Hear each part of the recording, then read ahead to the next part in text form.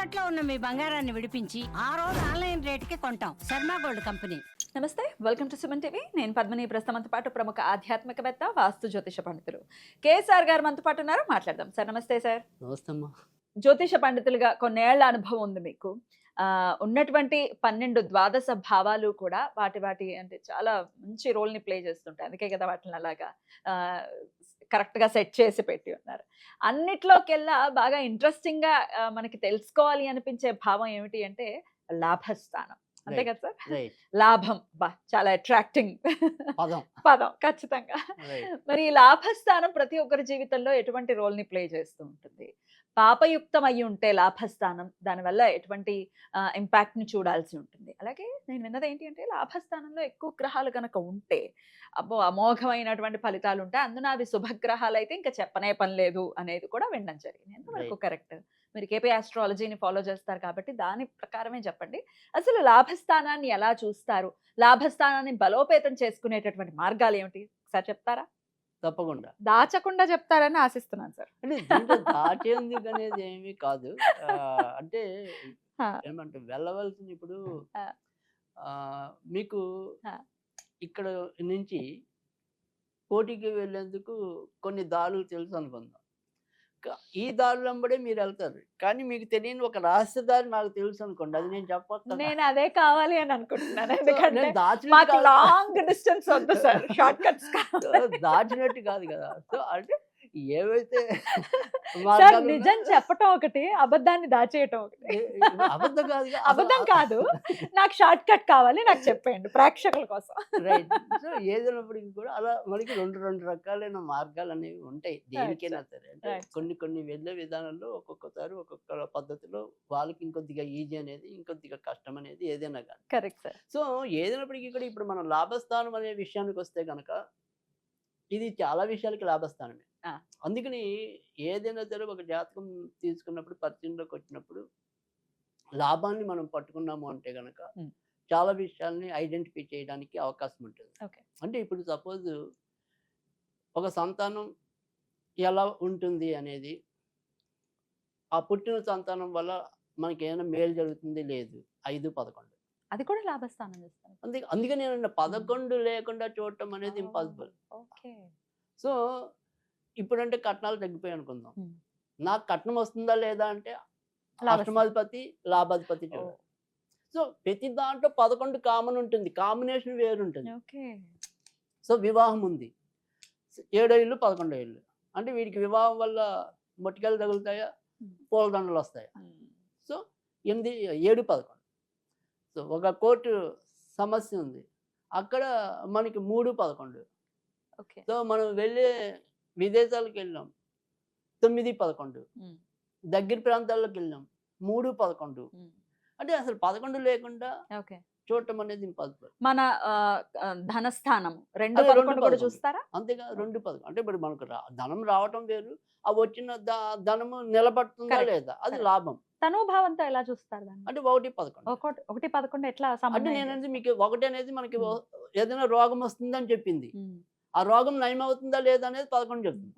అంటే మనకి ఆసుపత్రి పాలవటం అనేది 12 ఏళ్ళు, దానికి వ్యయస్థానం అనేది 11. అంటే మనకి రోగం క్యూర్ అవుతుందా లేదా అనేది 11 చెప్పాలి. ఇంత రిలేట్ అయ్యి బోల్ అంతుంది అన్ని చెప్పడం అంటే కష్టం.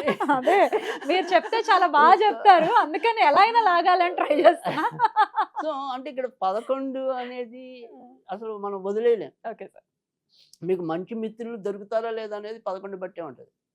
సో తర్వాత వచ్చేప్పుడు మీరు ఇల్లు కొనుక్కుంటే అది లాభమా కాదా 4, 11 చెబుతుంది. అంటే అసలు 11 లేనిదే ఏం లేదు. అందుకని ఆయన ఏకాదశ రుద్రుడు, ఆయన 11వ.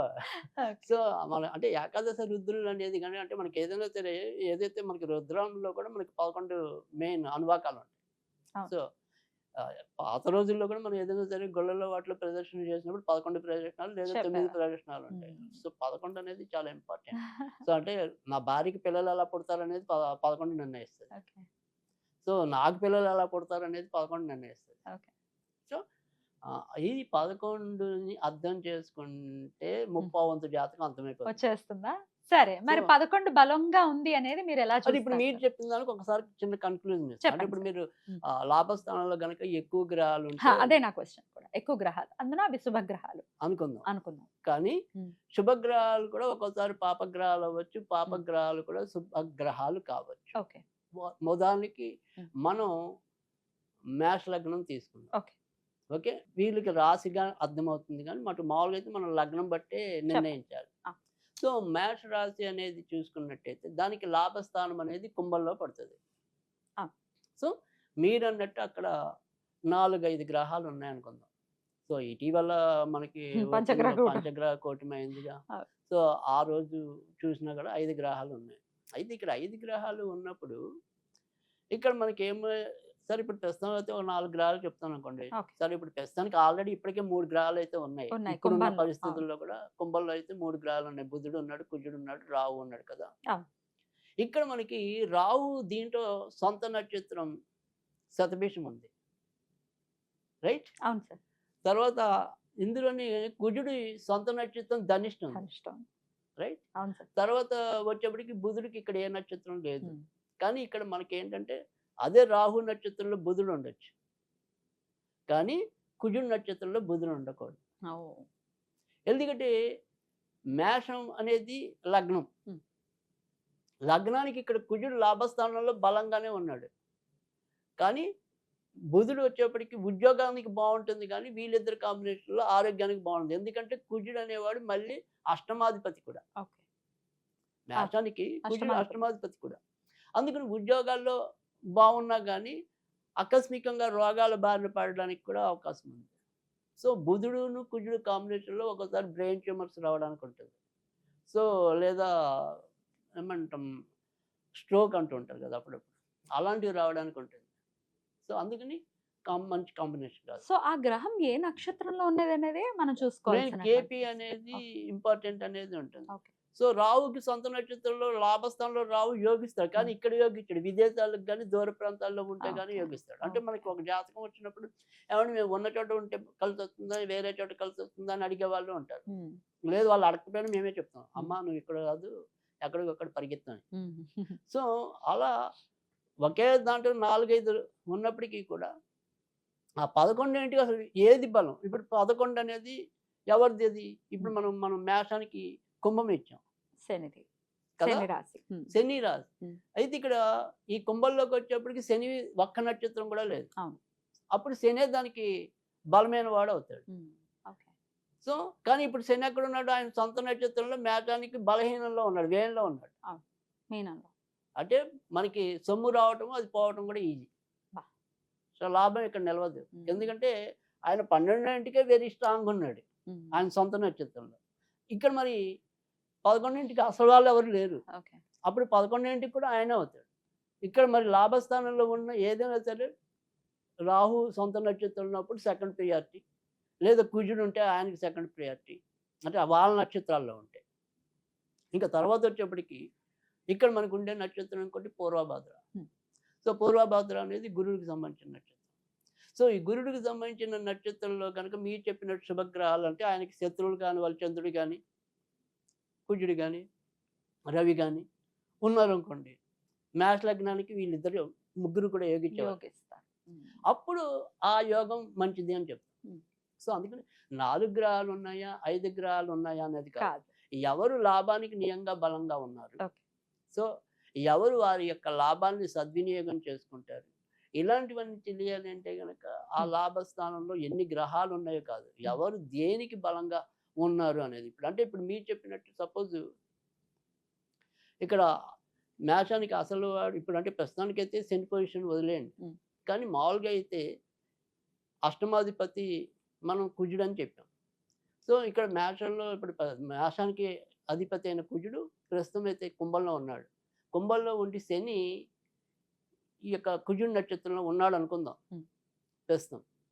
సో అష్టమాధిపతి నక్షత్రంలో ఉన్నట్టు ఉంది, లగ్నంలో ఉన్న నక్షత్రంలోనూ ఉన్నట్టయింది. దీనివల్ల వచ్చే ఇంపాక్ట్ ఏంటి అంటే కనుక ఖచ్చితంగా అతి మూర్ఖులుగా ఉండటం కానీ, సో హిట్లర్ టైప్ ఉండటం కానీ, ఒక్కోసారి తీవ్రవాదాలు వంటి వాటి విపరీతంగా ఉంటుంది. అంతేగా మరి శని కుజుల కాంబినేషన్ డేంజర్ కాంబినేషన్. అష్టమాధిపతి కాబట్టి ఆకస్మిక మరణాలు కూడా ఉండొచ్చు. సో అందుకని కొన్ని కొన్ని కాంబినేషన్స్ అనేది విశ్లేషణ చేయటం అంటే కష్టం. బట్ లాభస్థానం అనేది ఒకటి మటుకు ఖచ్చితంగా చెప్పచ్చు, అది చాలా అవసరమైన స్థానం. Right. సో దేనితో కూడా దాన్ని ముడి పెట్టకుండా చెప్పలేని స్థానం. Amazing sir. అయితే ఇది సబ్జెక్ట్ మీద ఎంతో కొంత నాలెడ్జ్ ఉన్న వారికి మీరు చెప్పేది అర్థమవుతూ ఉంటుంది, రిలేట్ అవుతారు. కానీ ఏమండి, మాకు లాభస్థానం నుంచి లాభాలే కావాలి మా జీవితంలో, ఆ స్థానం బలోపేతం అవ్వాలి, ఏ గ్రహాలు ఉన్నాయో, ఏ నక్షత్రంలో ఉన్నాయో, ఏవి ఎట్లాంటి రిజల్ట్స్ ఇస్తున్నాయో మాకు తెలియదు అనుకునే వాళ్ళకి మీరు ఇచ్చే రెమెడీ ఏంటి సార్?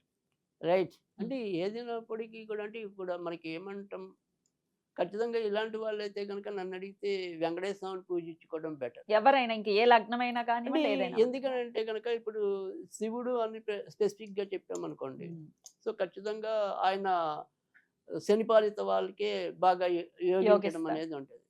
వెంకటేశ్వర గురువా? సో వెంకటేశ్వర స్వామి విషయానికి వచ్చేప్పటికి ఏంటంటే అటు శనిపాలిత లగ్నాల వాళ్ళకి ఉపయోగపడటం అనేది, అంటే శనికి వెంకటేశ్వర స్వామి ఆరాధన చెప్తారు కదా. ప్రీతికరమైనది.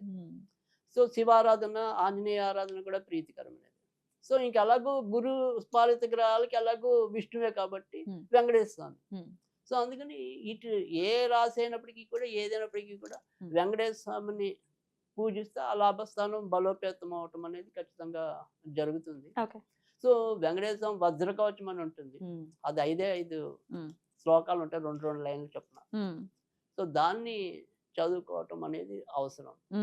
తర్వాత మరి వెంకటేశ్వర స్వామికి తేలిగ్గా పెట్టాలి అంటే కనుక ఖచ్చితంగా శనివారాలు కొద్దిగా వడపప్పు, పానకం, తేనె కూడా ఉండాలి, అప్పుడు ఖచ్చితంగా మంచి జరుగుతుంది.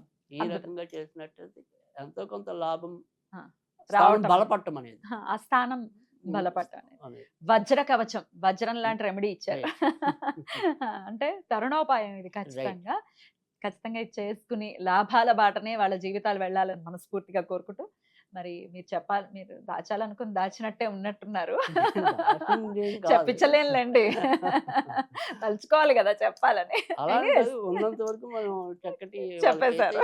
అంటే నేననేది ఇప్పుడు వివాహం అంటే ఎలా చూడాలనేది చెప్పాం, అంటే ఇప్పుడు పిల్లల్ని చూడాలంటే అలా చెప్పాం. అంటే నేర్చుకునే వాళ్ళకి ఖచ్చితంగా కొన్ని కీ లైన్స్ చెప్పారా, పాయింట్స్ చెప్పారా కదా.